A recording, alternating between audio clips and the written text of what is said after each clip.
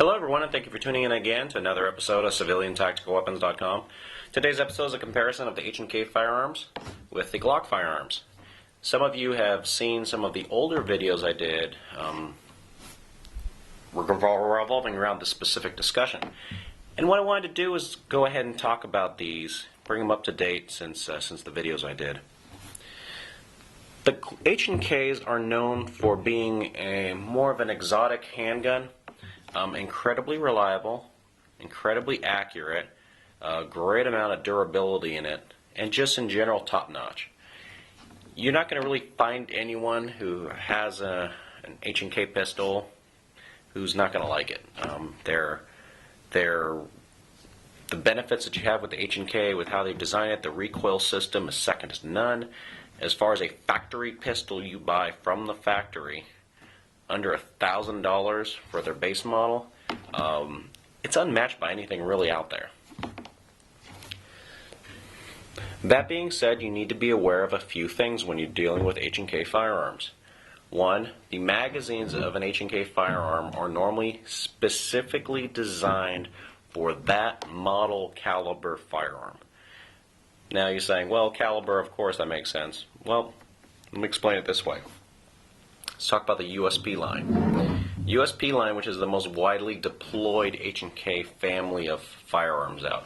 The new one, the HK45 series on the 45 caliber model, or the P30, which is the newer 9mm, replaced the USP line. They still make the USP line, but that's the newer boy on the block.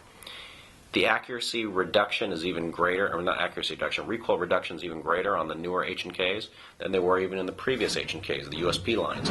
The USP full size, double stack 45 mag will not fit in the H&K USP 45 compact. You will find little things like this that will drive you nuts about H&K. You do not have a lot of commonality between H&K products. It's the one complaint I have.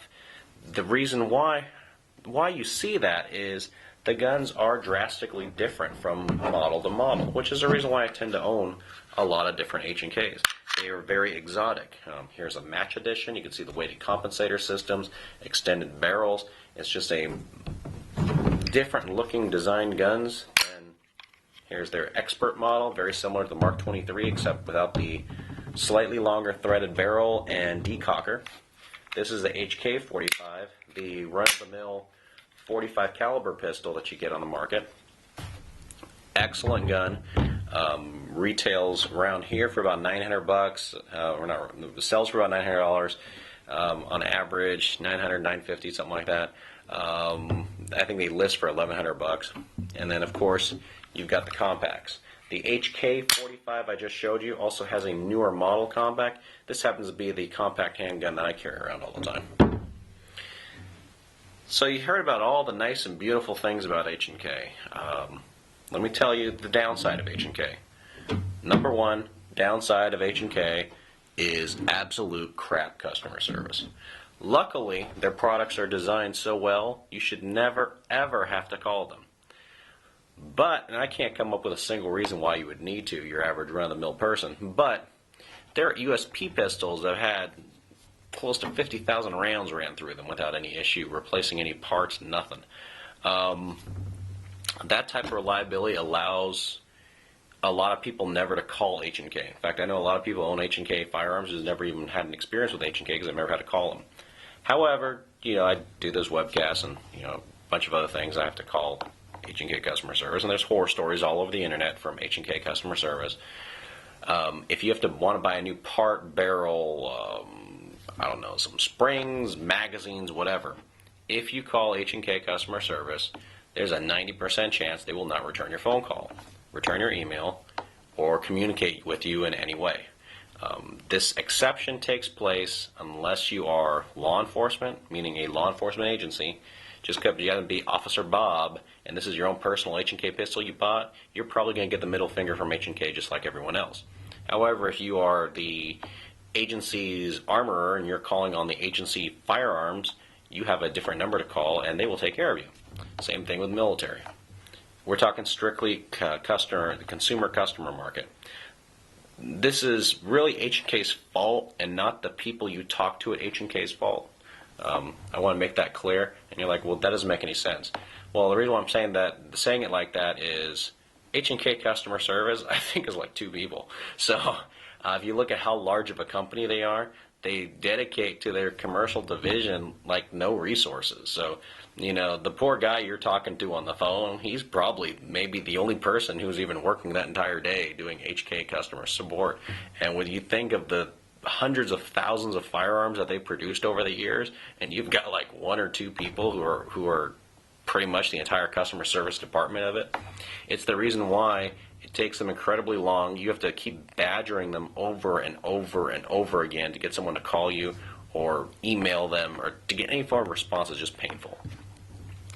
Like I said before, luckily you'll never ever have to experience it. If you have to buy any parts, I'm going to tell you this right now, go to a guy who runs a website called HK Parts. He's out of Utah. He is exactly what customer service is all about. He's a great guy. I've bought parts from him in the past. He can provide you a level of customer service that, if you ask me, HK needs to just outsource the entire customer service department over to him, let him build it up, and just ship all the parts over to him. Luckily, he has more parts than H&K, to be totally honest with you, if you're looking for spare parts. His turnaround time on parts are amazing. He's responsive. It's just great. So screw HK customer support. If you need to call him for some reason, just call HK Parts. Great guys. Glock is a different beast in itself. Nice thing about Glock, and people ask, well, why, if you're such a big fan of H&Ks, you recommend Glocks to first-time gun owners? Customer support, and there's one of the major reasons. The other one, though, is there are so many people out there that work on Glocks that you can find anyone to work on a Glock. It's the most common pistol that's produced. There's tons of aftermarket parts. There's no problem getting parts for Glocks, which is why I like them. The amount of accessories, aftermarket stuff, you can't beat it. This particular Glock I want to show you, this is a Glock 17. It was produced in 1989. I sent it in for repairs this last year because I broke it. I'm not trying to say there's anything bad against Glock. Hey, I just put a lot of rounds through it. Guns break, and they're not indestructible items. I mean, you can damage a Glock. What I did, and I'll show you here, is there's 4 connection points to connect the slide to the lower frame. This one here got pushed in, and compressed into the frame, which means it was only running on 3 of the 4 connection points. So I called up Glock, after the gun's almost 20 years old, told them about it. The only thing Glock required me to do was ship it to them, and they stripped the entire gun down, replaced 17 or 18 parts in the gun, put it back together, test fired it, shipped it back to me at no charge, and the gun is dead accurate. That is what true customer service is all about. I didn't call some outsourced call center in some third world country.